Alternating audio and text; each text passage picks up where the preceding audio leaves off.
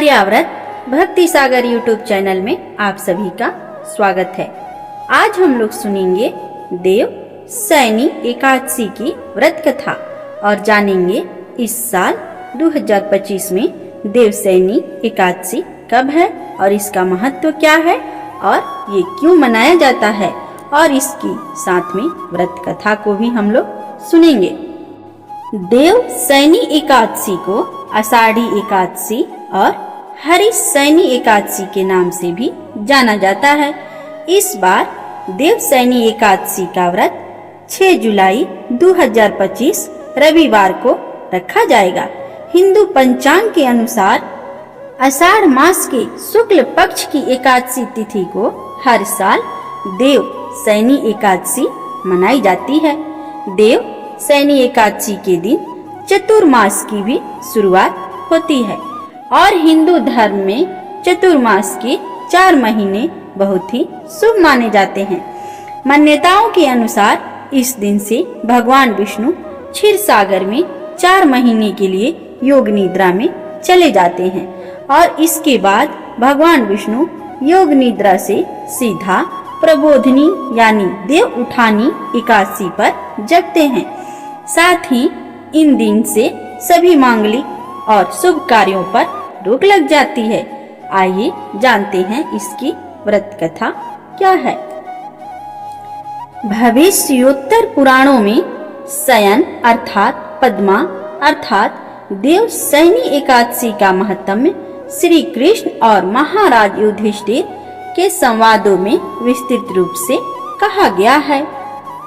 एक बार युधिष्ठिर महाराज ने श्री कृष्ण को पूछा, हे केशव, आषाढ़ मास के शुक्ल पक्ष में आने वाली एकादशी का नाम क्या है? इस दिन के देवता कौन हैं? इस व्रत के पालन की विधि क्या है? इस बारे में विस्तार से आप कहिए। भगवान श्री कृष्ण ने कहा, हे भूपाल, एक बार वक कुशल देवर्षि नारद ने ब्रह्मदेव को यही प्रश्न पूछा था। उस पर ब्रह्मदेव ने उत्तर दिया, इस संसार में एकादशी का व्रत समान पुण्य प्रदान करने वाला कोई भी व्रत नहीं है। सभी पापों से मुक्त होने के लिए हर एक को इस व्रत का पालन करना चाहिए। जो इस व्रत का पालन करता है वह कभी भी नरक प्राप्त नहीं करता। आषाढ़ मास के शुक्ल पक्ष में आने वाली एकादशी को शयन यानी देव सैनी या पद्मा एकादशी कहते हैं। इस दिन के अधिष्ठाता भगवान हृषिकेश हैं, इसलिए उनकी प्रसन्नता के लिए इस व्रत का पालन करना चाहिए। ऐसा कहा जाता है कि पूर्व समय में रघुवंश में जन्मे मांधाता नामक राजा पृथ्वीपति थे। सत्यवादी राजाओं के वह अग्रणी थे, साथ ही बहुत बलवान पराक्रमी थे और प्रजा के पालन अपनी संतान की तरह करते थे। इस पुण्यवान राजा के राज्य में कभी बाढ़ सूखा नहीं था, साथ में कोई भी बीमारी नहीं थी। इससे सभी प्रजा प्रसन्नचित्त और सुखपूर्वक रहती थी।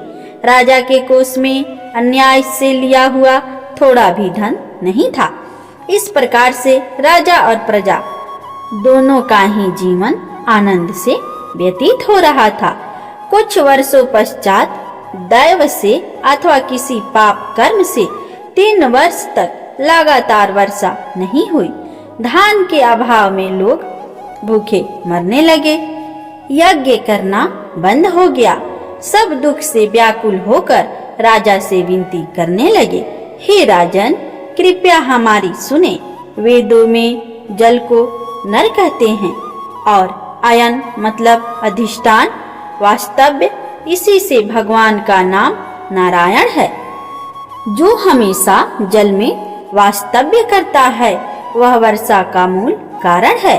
वर्षा से अनाज होता है, अन्न से सबका पोषण होता है। इसीलिए हे राजन, आप कुछ उपाय करके जिससे सब जगह पुनः शांति और सुख की स्थापना हो। राजा ने कहा, आप जो कहा वह सत्य है। अन्न पूर्ण ब्रह्म है, सभी अन्न पर आश्रित है। वेदों और पुराणों में कहा गया है कि राजा ने किए हुए पापों के कारण यह परिस्थिति निर्माण होती है, पर मुझे ज्ञात नहीं हो रहा है कि मुझसे ऐसी कौन सा पाप हुआ है उससे यह परिस्थिति निर्माण हुई है। फिर भी अपने प्रजा के हित के लिए मैं प्रयास करूंगा। ऐसा कहकर अपने मुख्य अधिकारी और सैनिकों के साथ ब्राह्मणों को प्रणाम करके राजा ने वन में प्रवेश किया। वन में भ्रमण करते हुए उन्होंने अनेक आश्रमों को भेंट दी और एक दिन सौभाग्य से उन्हें अंगिरा मुनि मिले। अंगिरा मुनि ब्रह्मा जी के पुत्र थे और बहुत तेजस्वी थे।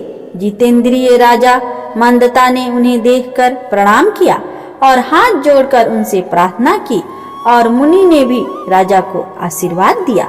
उसके पश्चात ऋषियों ने राजा के आगमन का कारण पूछा, प्रजा के बारे में पूछा। राजा ने कहा, हे भगवान, मैं धर्म निष्ठा से राज करता हूँ, फिर भी मेरे राज्य में वर्षा नहीं हुई। इससे मेरी प्रजा बहुत दुखी हुई है। इसका कारण क्या है मुझे समझ में नहीं आ रहा है।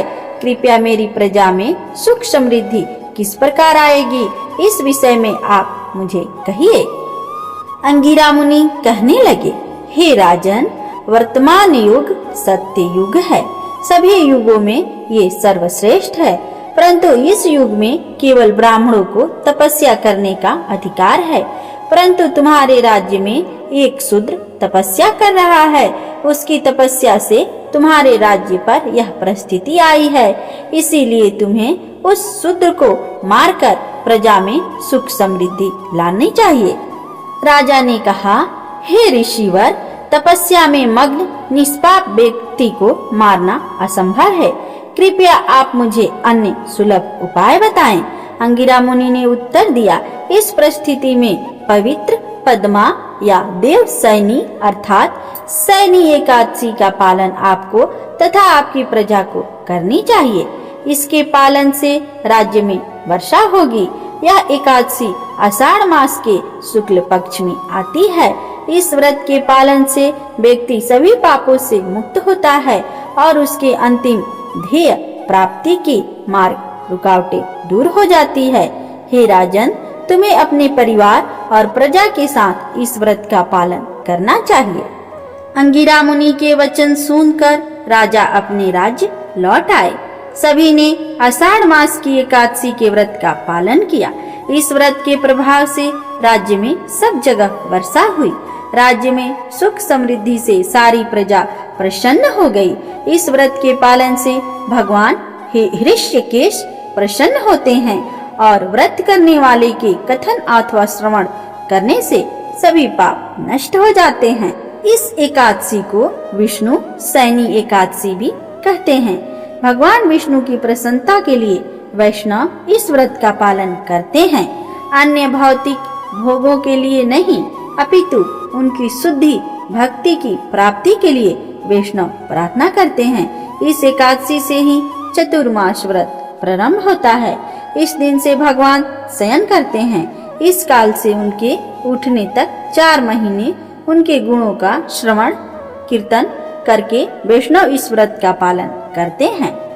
युधिष्ठिर महाराज ने फौरन श्री कृष्ण को पूछा, भगवान, किस प्रकार इस विष्णु शयन व्रत अर्थात चतुर्मास का पालन करना चाहिए? कृपया इस बारे में आप कहिए। भगवान श्री कृष्ण ने कहा, हे राजन, जब सूर्य कर्क राशि में प्रवेश करता है उस समय अखिल ब्रह्मांड के पालक भगवान मधुसूदन शयन करते हैं। जिस समय सूर्य तुला राशि में प्रवेश करता है उस समय भगवान निद्रा से जग जाते हैं। शयन एकादशी से चतुर्मास प्रारंभ होता है। हे युधिष्ठिर महाराज, प्रातः उठकर स्नान के पश्चात भगवान विष्णु को पीताम्बर पहनाना चाहिए। भगवान के लिए सफेद चादर का बिछावन लगाना चाहिए। भगवान को पंचामृत का अभिषेक करके उन्हें पोंछकर चंदन का लेप लगाना चाहिए।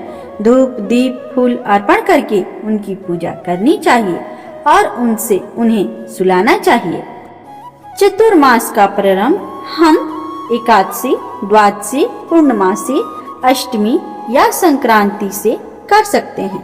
कार्तिक मास की द्वादशी को चतुर्मास व्रत का समाप्त होता है।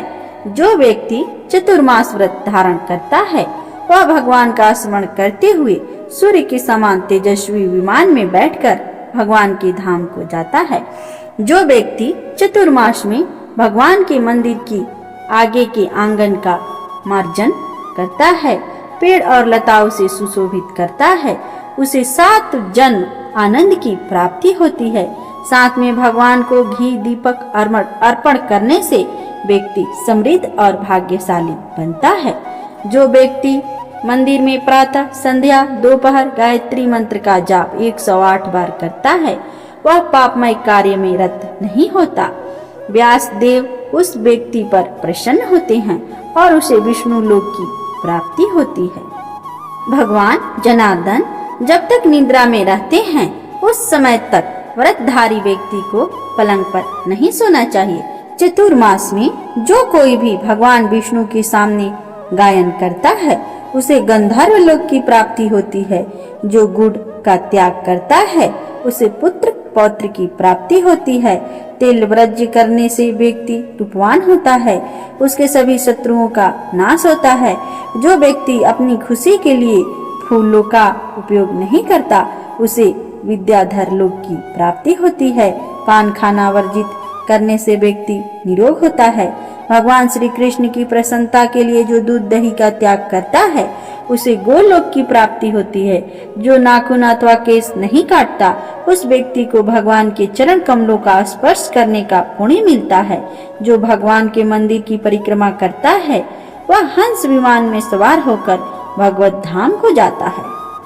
तो सब कोई प्रेम से बोलिए श्री हरि विष्णु की जय।